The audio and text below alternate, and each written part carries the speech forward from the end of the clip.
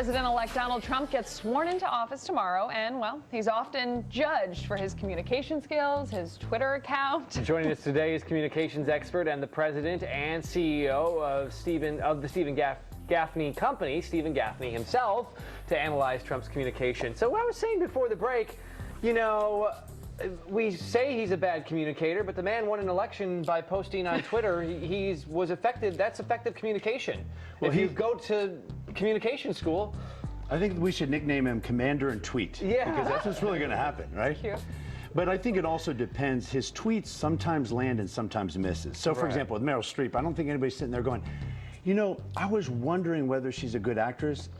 Now I don't think she is. Or somebody saying, you know, I used to watch Saturday Night Live, but after Donald Trump tweeted about it, I no longer do that. Right. But I do think what he has to say about Russia and NATO and the United Nations, that's really important. And the reason is because we look to the president under certain expertise, but we don't go to the president about what to watch for TV or that type of thing.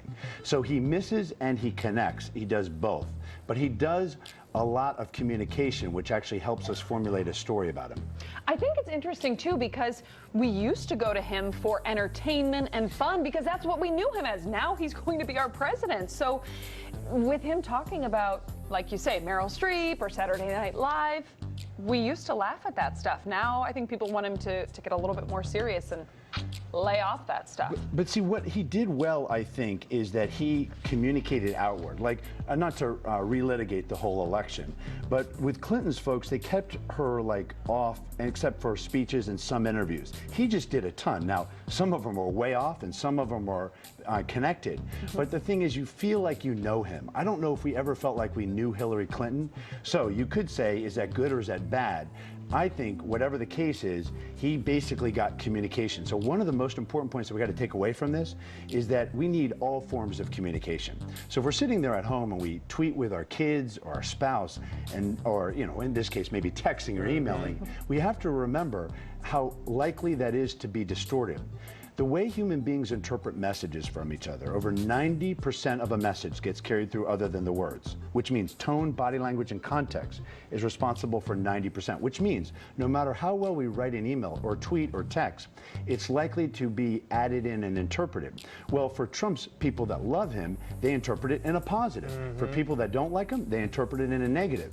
So what we need to do and remember, even with communication when it comes to corporations and just interaction, is use all forms, not just one form.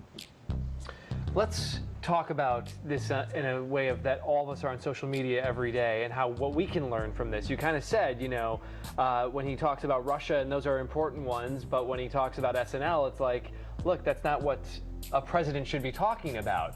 Can we apply that to our everyday lives? That when we go on Facebook and Twitter, are there certain things that we shouldn't be talking about? Well, it's interesting. People call a Facebook fake book, right? People like to pretend that they have a wonderful life. And then every now and then, have you ever got one of those wacky Facebook messages where somebody suddenly just shares all this kind of stuff and I need help, and I'm like, wow, they need friends, they need other things, right?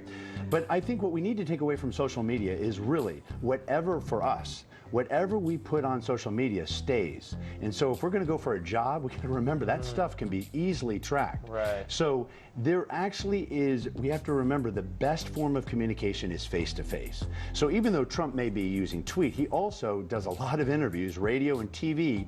And so we like to laugh at the tweets, both positive and negative. But we actually have to remember that he uses a lot of different forms of communication. And I think one thing we can say is he is a master of the media. For example, he got mad at the media, so what does he do? He outsmarts them. He puts that messages out.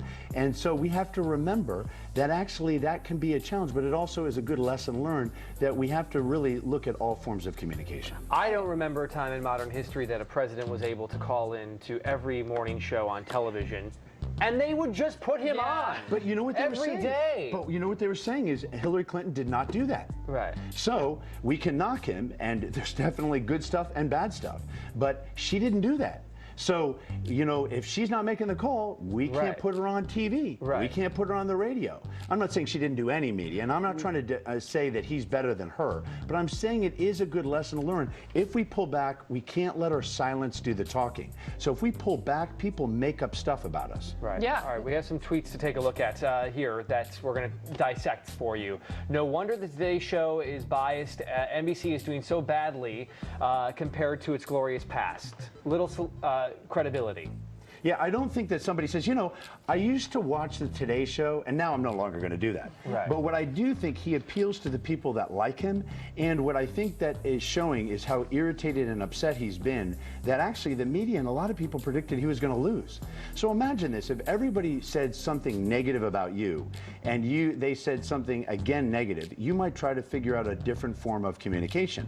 So what he's using is tweeting, because NBC also put it out, what he said. So it's a way for him to respond quickly because of this. What happens is, if we let our silence do the talking, a message can stick. And so what I'm often working with companies, and I'm often working with executives, is you can never let your silence do the talking. You must bounce back. You must say things. You must respond. So I think that's what's important out of this. But yeah, there's all tweeting that we could say, but I don't think it moves the needle with NBC. But what it does do is it plays to the people that like him, and it continues that connection that actually helps him as he's trying to figure out moving forward. Do you think he goes into this presidency and continues along this line, communicating? 100%. Nothing's going to change? Nothing.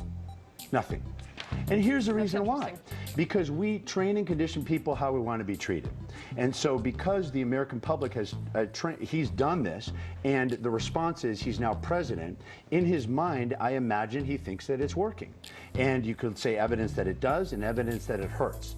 And so what I think is important is that he's unlikely to back off, because it's by all reports, people have told him to back off. He even said he was going to back off in 60 Minutes. And then what did he do? He came back strong. Because in his head, he thinks that's helpful. And you could look at tweeting as a form to go directly to the people that love him, who are listening to his tweets.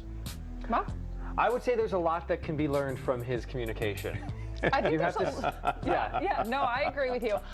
There's a lot that can be learned from you. Where can we find out more information? So they can go to my website, justbehonest.com, and if they actually mention the show, we'll send them an article that could show them how to kind of deal with communication in today's work world. Great stuff. Great. Stephen Gaffney, thank you so much.